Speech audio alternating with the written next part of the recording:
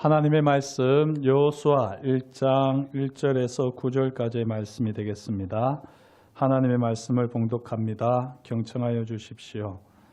여호와의 종 모세가 죽은 후에 여호와께서 모세의 수종자 눈의 아들 여호수아에게 말씀하여 이르시되 내 종 모세가 죽었으니 이제 너는 이 모든 백성과 더불어 일어나 이 요단을 건너 내가 그들 곧 이스라엘 자손에게 주는 그 땅으로 가라. 내가 모세에게 말한 바와 같이 너희 발바닥으로 밟는 곳은 모두 내가 너희에게 주었노니 곧 광야와 이 레바논에서부터 큰 강 곧 유브라데 강까지 해쪽 속의 온 땅과 또 해지는 쪽 대해까지 너희의 용토가 되리라. 내 평생에 너를 능히 대적할 자가 없으리니 내가 모세와 함께 있었던 것 같이 너와 함께 있을 것임이니라. 내가 너를 떠나지 아니하며 버리지 아니하리니 강하고 담대하라. 너는 내가 그들의 조상에게 맹세하여 그들에게 주리라 한 땅을 이 백성에게 차지하게 하리라. 오직 강하고 극히 담대하여 나의 종 모세가 내게 명령한 그 율법을 다 지켜 행하고 우로나 좌로나 치우치지 말라. 그리하면 어디로 가든지 형통하리니 이 율법책을 내 입에서 떠나지 말게 하며 주야로 그것을 묵상하여 그 안에 기록된 대로 다 지켜 행하라. 그리하면 내 길이 평탄하게 될 것이며 내가 형통하리라. 내가 내게 명령한 것이 아니냐. 강하고 담대하라. 두려워하지 말며 놀라지 말라.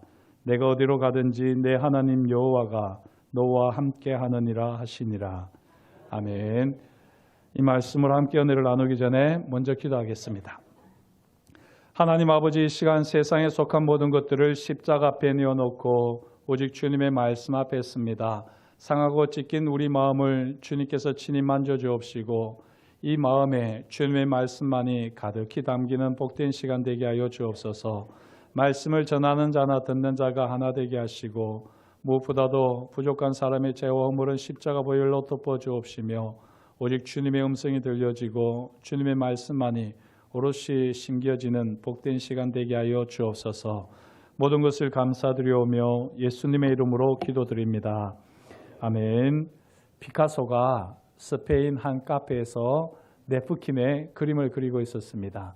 그리고는 그 네프킨을 버리려고 하는데 그때 마침 피카소를 옆에서 보고 있던 한 여인이 저기요, 그거 제게 주세요. 살해할게요.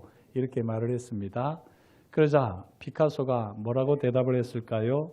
2만 달러입니다. 예, 2만 달러면 뭐 어림잡아도 2천만 원이잖아요.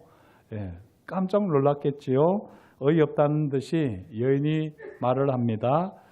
그리는데 고작 2분도 안 걸렸는데요. 이때 피카소가 대답합니다. 아니요, 60년 넘게 걸렸습니다. 라고 대답을 했습니다. 그 그림을 그리는 그 순간에는 2분 정도밖에 걸리지 않았겠지만 사실 그 그림을 그리기 위해서 피카소는 60년 이상을 그림 공부에 혼을 쏟았다 하는 이야기가 될 것입니다. 역대상 7장 20절에서 28절을 보면 흥미로운 여호수아 가문의 이 슬픈 역사가 기록되어 있습니다. 에브라임은 요셉의 둘째 아들로서 특별히 야곱으로부터 세겜 땅을 상속받은 자녀이지요. 우리는 이스라엘 백성들이 출애굽 전에는 모두 애굽에서 살고 있었겠거니 생각을 합니다. 그러나 이 역대상 7장의 말씀을 보게 되면 에브라임이 가족들과 함께 블레셋 땅에 머무르고 있습니다. 여기서 에브라임의 아들 중 에셀과 엘라시 가드 원주민에게 죽임을 당합니다. 그들이 가드 사람의 짐승을 빼앗으려고 하다가 결국에는 두 아들이 죽게 되었지요. 이 얼마나 충격적인 일이었던지 에브라임이 여러 날을 슬퍼했다라고 성경은 말씀합니다. 이 충격적인 사건 이후에 아들을 낳았는데요. 그 아들의 이름이 브리야입니다. 이 브리야라고 하면 재앙 가운데라고 하는 뜻입니다. 에브라임은 가드 사람의 손에 죽은 두 아들을 기억하면서 갓 태어난 아들의 이름을 재앙 가운데 브리야라고 지었던 겁니다. 왜 이런 이름을 지을까요? 재앙 가운데 다시 일어서겠다라고 하는 결심이겠지요. 재앙 가운데 다시 소망을 품는다라는 결단이 아니겠습니까? 설마하니 재앙 가운데 모든 것을 포기한다. 이런 마음으로 아들의 이름을 브리아, 재앙 가운데라고 지을 리가 있겠습니까? 이런 맥락에서 역대상 7장 24절을 보면 에브라임의 딸 세라가 벳호론과 우센세라라고 하는 성읍을 건설했다라고 기록합니다. 브리아의 출생을 기점으로 에브라임은 새로운 출발을 하게 되고요. 바로 이 브리아가 여호수아의 위로 거슬러서 아주 구대에 이르는 조상이 됩니다. 다시 말씀드리면 이 브리아의 구대손이 바로 여호수아입니다. 지금까지 살펴본 대로 에브라임은 할아버지 야곱의 축복을 따라서 세겜 땅에 머무르며 지냈던 것 같습니다. 그러다가 블레셋 땅에서의 생활이 녹록지 않자 다시 애굽으로 돌아온 것이 아닐까 우리는 생각해 볼 수 있습니다. 그러면 이 에브라임 가문은 어떨까요? 약속의 땅 가나안에 대한 그리움과 소망이 강렬할 수밖에 없습니다. 세겜 땅이 자신들에게 주어진 땅이라고 여겼지만 그곳에서 살기가 녹록지 않아서 다시 애굽으로 왔을 때에 그들의 마음에는 늘 세겜 땅이 있게 되는 것이죠. 이게 바로 에브라임 집안에 전해 내려오는 신앙의 유산이었습니다. 이를 대표하는 인물이 에브라임의 10대 손 여호수아였던 거지요. 저는 항상 여호수아를 볼 때마다 궁금했었습니다. 왜 모세는 다른 사람이 아니라 여호수아를 후계자로 세웠을까? 왜 모세는 여호와의 임재를 경험하는 호렙산에 올라갈 때에 다른 사람이 아니라 여호수아를 데리고 갔을까? 왜 모세는 여호와의 성막에 머물러 하나님과 대화하는 동안 여호수아가 성막문을 지키게 했을까? 여호수아는 그 누구보다도 약속의 땅 가나안에 대한 소망이 강렬했던 인물입니다. 애굽 종살이를 하는 그 누구도 약속의 땅 가나안에 대한 소망이 없었습니다. 하나님께서 가나안으로 이끄신다는 약속을 그 누구도 확신하지 못했습니다. 오직 여호수아만이 약속의 땅 가나안으로 가야 할 분명한 이유, 목적이 있었습니다.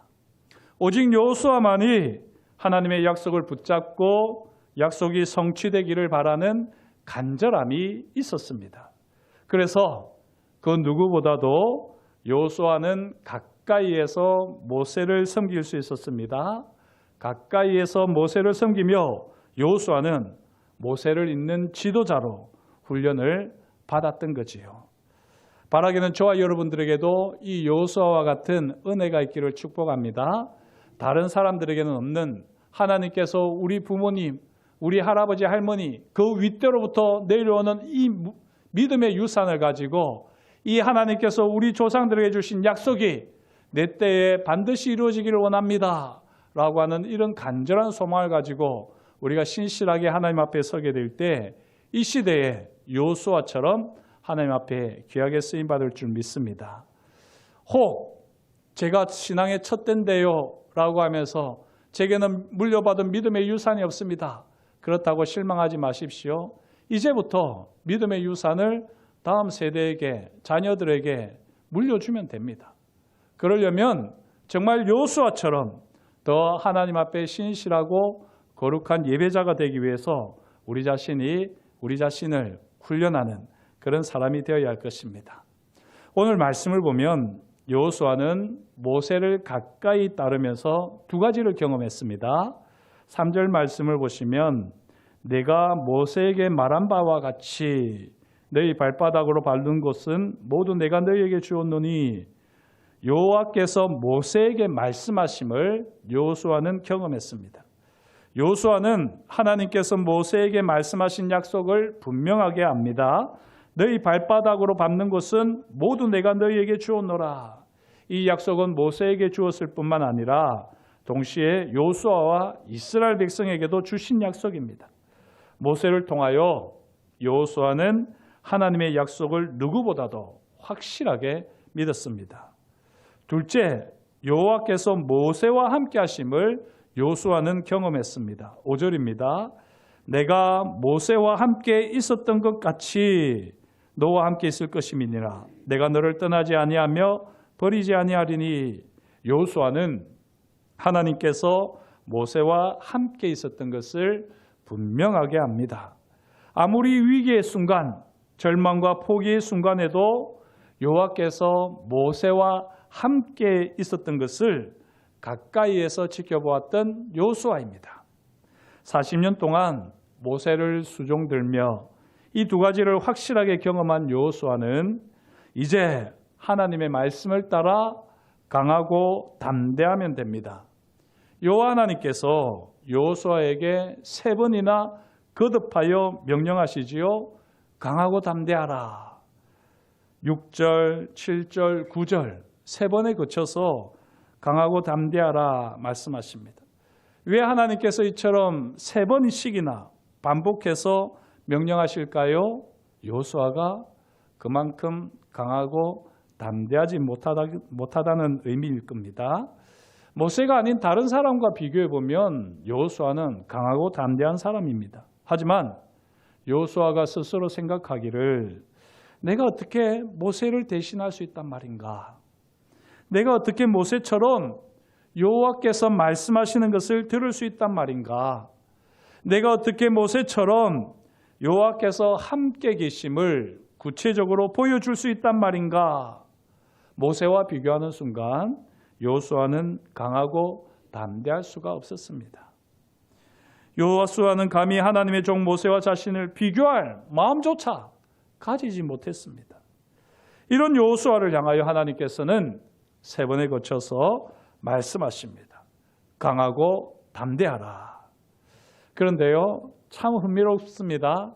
보통 우리 부모님이 3번씩이나 이야기하면 아이 짜증이야. 이런 반응이 우리는 나올 법하지 않습니까?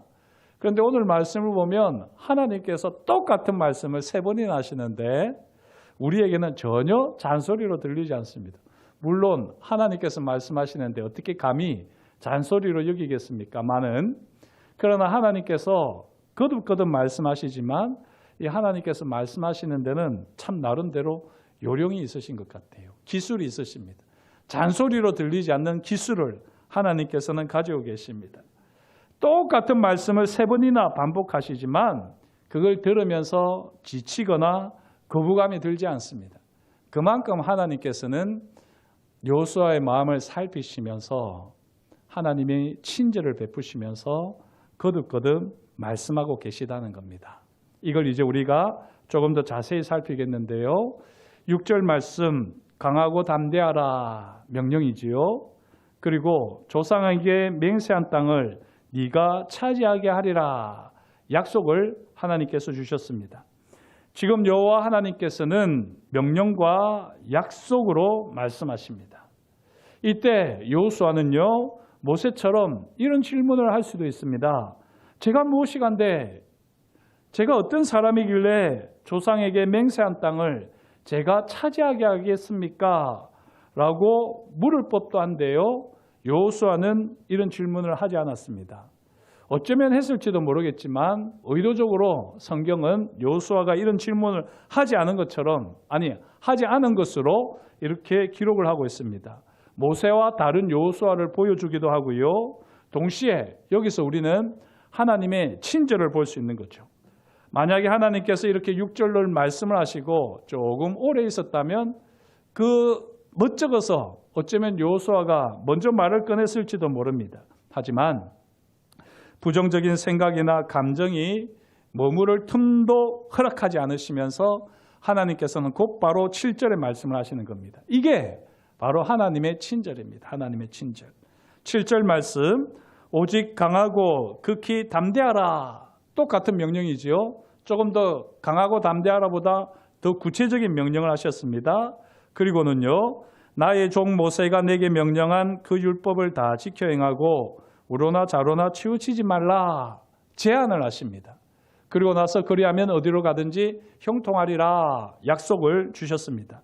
6절에서는 명령과 약속이 있었습니다. 7절에서는 거의 거의 같은 좀 더 강한 명령이 있고 약속이 있습니다만 그 사이에 제한이 있는 것입니다. 제한이.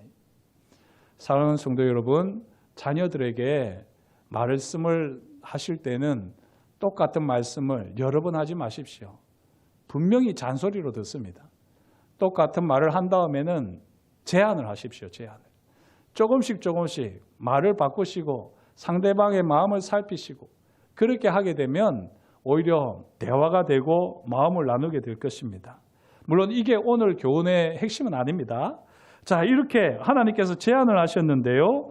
이 제안을 가만히 보시면 누가 여호수아에게 율법을 명령했다고 하셨습니까? 다시 한번 보십시오. 누가 여호수아에게 율법을 명령했지요? 예, 맞습니다. 역시 우리 성도님들은 수준이 높습니다. 나의 종 모세가 명령했다는 겁니다. 하나님이 명령 안 했다는 말씀입니다. 그래서 나의 종 모세가 너에게 율법을 명령했고 나는 너에게 율법을 명령하지 않고 다만 제안을 한다는 겁니다. 나의 종 모세가 명령한 율법을 다 지켜 행하고 좌로나 우로나 치우치지 말라. 하나님께서는 제안하시는 겁니다. 사실 여기에는요, 빈틈이 있습니다. 한번 보십시오. 내가 너에게 율법을 명령한다. 이렇게 말씀하셔도 될 텐데 다만 제안을 하시는 겁니다. 왜 이럴까요? 나의 종 모세가 내게 명령한 그 율법, 이렇게 말씀하시는 것은요, 하나님의 친절이 녹아 있습니다. 생각을 해보십시오. 만약에 내가 너에게 명령한다, 내가 너에게 명령한 율법이다 이러면 어떻게 되죠? 그 율법을 어길 수 있습니까? 없습니까? 절대로 못 어깁니다. 간이 배 밖에 나오지 않고서요. 어떻게 어기겠습니까? 예. 그렇게 되면 계속해서 율법에 매여서 진짜 살아갈 판입니다. 그런데 하나님께서는 놀랍게도요, 내가 너에게 명령한 율법이 아니라 나의 종 모세가 내게 명령한 그 율법이라고 하는 거죠. 이렇게 함으로써 그나마 여호수아가 움직일 수 있는 이 숨통을 트여주는 역할을 지금 하나님께서 하고 계신 겁니다. 비록 실수를 한다 할지라도 그래도 하나님의 말씀을 직접적으로 거역하는 것은 아니라는 거죠. 이 깊은 뜻을 저와 여러분들이 깨달아 아셔야 될 것입니다.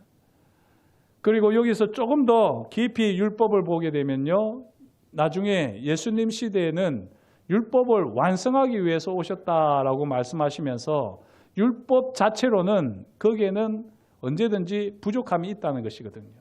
바울도 로마서에서 이야기하고 있듯이 이 율법 자체는 온전한 것은 아닙니다. 그게 바로 오늘 이 말씀에 나의 종 모세가 내게 명령한 그 율법이라고 하는 것과 다르지 않습니다. 하나님께서 직접 우리에게 율법을 주셨다면 그것은 엄청나게 완벽한 율법이고 우리가 어길 수 없는 말 그대로 철저하게 따라야 되는 율법입니다. 그러나 모세를 통해서 주신 율법이기 때문에 이 율법에는 사실은 조금의 온전치 못한 부분들이 있습니다. 이게 사실 신학적으로 녹아 있는데요. 조금 어려운 얘기였습니다만 그것은 차치해 두고 분명한 것은 하나님의 친절이라는 거죠. 자, 이렇게 여호수아에게 큰 부담을 드러내고 계시는 하나님. 그렇다고 전혀 부담을 가지지 않으면 안 되겠죠.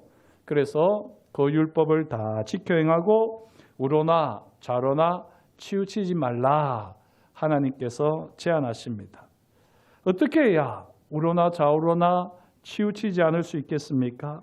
어떻게 해야 그 율법을 다 지켜 행할 수 있겠습니까? 여호수아는 이와 같이 여호와의 제안에 질문으로 반응할 수도 있었을 겁니다. 그러나 여호수아가 이렇게 묻기 전에 하나님께서 곧바로 8절과 같이 말씀하시는 거죠.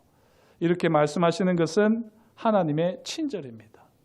여호수아가 질문을 하면서 고민하기 전에 하나님께서는 먼저 지금 여호수아에게 말씀을 주시는 겁니다.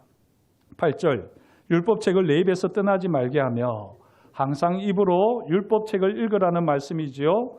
주야로 그것을 묵상하여 단순히 읽지만 말고 아침 저녁으로 곧 씹으라 하는 말씀입니다. 그 안에 기록된 대로 다 지켜 행하라. 항상 입으로 읽고 주야로 곧 씹으면 그 말씀들, 그 율법들은 넉넉히 지킬 수 있다라고 하나님께서 말씀하여 주십니다. 사랑하는 성도 여러분, 구체적으로 제안하시는 이 하나님의 친절이 느껴지지 않으십니까? 평탄한 길을 가고 싶으십니까? 만사 형통하고 싶으십니까? 그러면 입으로 말씀을 읽고 주야로 말씀을 묵상하는 삶을 살면 됩니다. 그리고 이건요, 하나님의 명령이 아니라 하나님의 제안입니다. 해도 되고 안 해도 되는 거예요. 그러나 하는 편이 훨씬 낫지 않겠습니까? 하나님이 제안을 하시니까. 이 제안을 적극적으로 수용하고 순종하면 하나님의 약속이 성취되는 것을 반드시 경험하게 될 줄 믿습니다. 그래서일까요? 하나님께서는 제안을 적극적으로 수용하고 순종하기를 바라시며 7, 8절 말씀을 다시 9절에서 반복하시는데요. 강하고 담대하라 명령을 하십니다. 그리고 두려워하지 말며 놀라지 말라 제안을 하십니다. 그리고 네가 어디로 가든지 내 하나님 여호와가 너와 함께하느니라 약속을 주시는 겁니다. 지금까지 하나님께서는 3번에 거쳐서 강하고 담대하라 명령하셨어요. 이 명령만 놓고 보면 마음이 퍽퍽 다칠 법도 한데 우리 하나님께서는 이 명령으로만 그치지 않고요. 구체적인 제안을 주시면서 우리의 마음을 살피셨던 것입니다. 7절 그 율법을 다 지켜 행하고 우로나 좌로나 치우치지 말라. 8절 율법책을 내 입에서 떠나지 말게 하며 주야로 그것을 묵상하여 그 안에 기록된 대로 다 지켜 행하라. 9절 두려워하지 말며 놀라지 말라. 이것도 제안인 것입니다. 이 7절, 8절, 9절에 있는 제안이 다 어우러져 있는 것이죠. 이걸 우리가 잘 포착을 할 수 있어야지 됩니다. 그리고 나서 흔들리지 않는 약속을 분명하게 제시하셨습니다. 6절 조상에게 맹세한 땅을 백성에게 차지하게 하리라. 7절 어디로 가든지 형통하리라.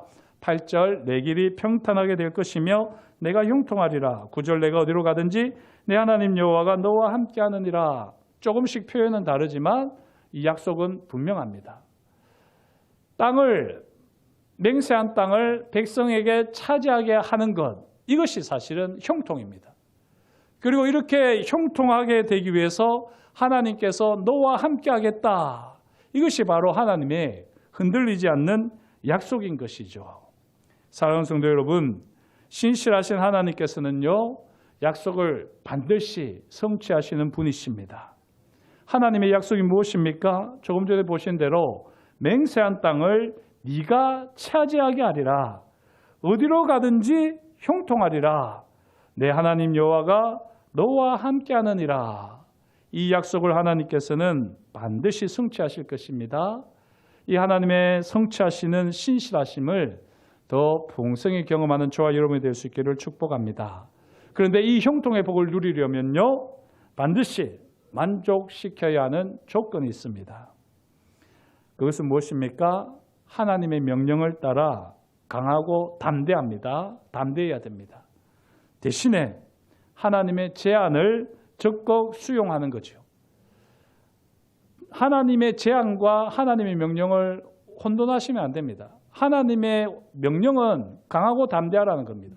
이거는 확실하게 우리가 거절할 수 있는 게 아닙니다. 거부할 수 있는 것이 아닙니다.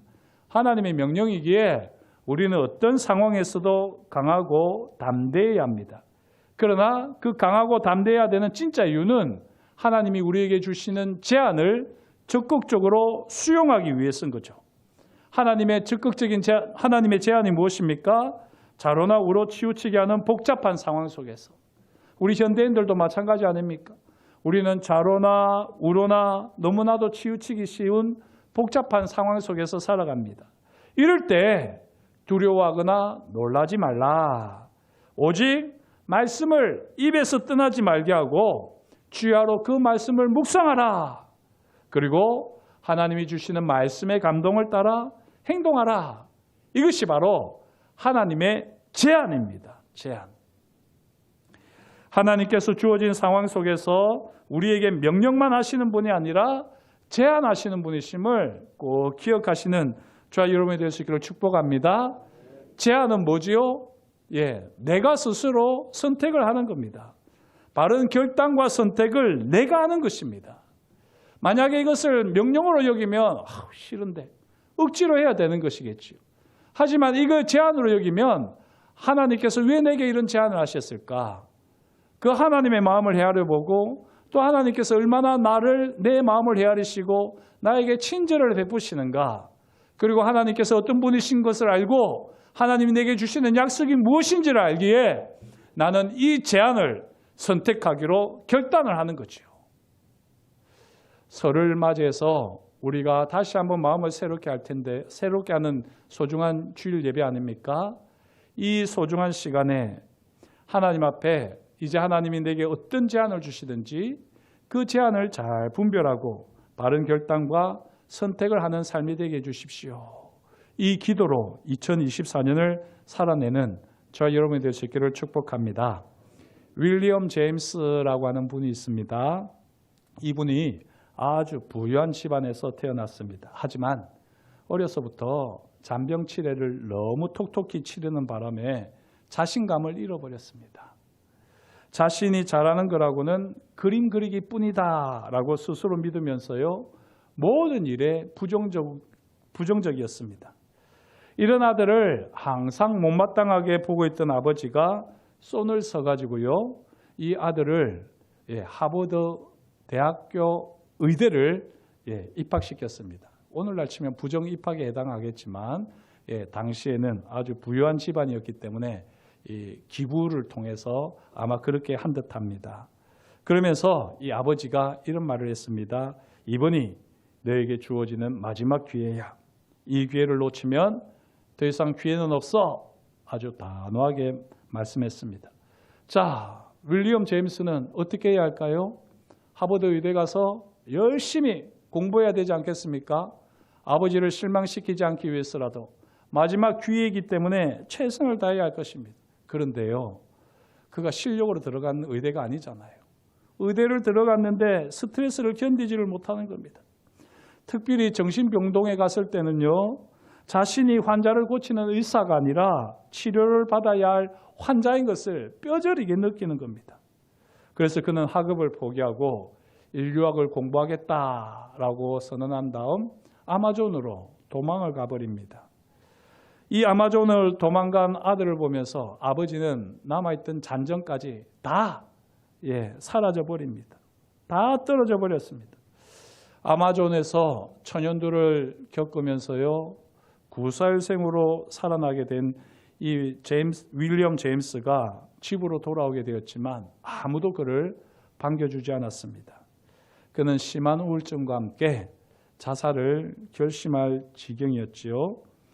그러던 어느 날 밤 철학자 찰스 피스의 강의록을 보게 되는데요. 거기서 한 가지 결심을 하게 됩니다.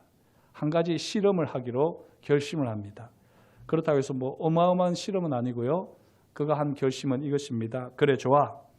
딱 1년만 내 삶에서 일어나는 모든 일은 100% 내 책임이다. 이렇게 생각하기로 했다는 겁니다. 지금까지는 항상 책임을 다른 사람에게 돌렸습니다. 항상 다른 탓을 했습니다. 몸이 어릴 때부터 계속 아파왔기 때문에 아픈 것을 탓했고요. 모든 것을 아버지의 탓으로 돌리면서 모든 상황을 탓을 돌리면서 자기 책임이라고 여겨본 적이 없었던 것입니다.